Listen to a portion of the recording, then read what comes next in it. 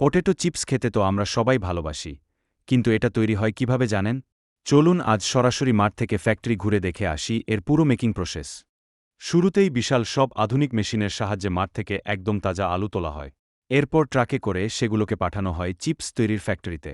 ফ্যাক্টরিতে আসার পর প্রথমে আলুগুলোকে খুব ভালোভাবে ধুয়ে পরিষ্কার করা হয়, যেন এতে কোনো ধুলোবালি বা মাটি লেগে না থাকে। পরিষ্কার করার পর স্বয়ংক্রিয় মেশিনে আলুর খোসা ছাড়ানো হয়। এরপর নিখুঁতভাবে পরীক্ষা করে দেখা হয় আলুর গুণগত মান।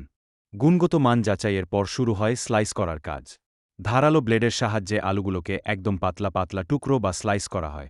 এই স্লাইস করা আলুর টুকরোগুলোকে গরম তেলে নিখুঁতভাবে ভাজা হয়, যতক্ষণ না এগুলো সুন্দর সোনালি রং আর মুচমুচে টেক্সচার পাচ্ছে।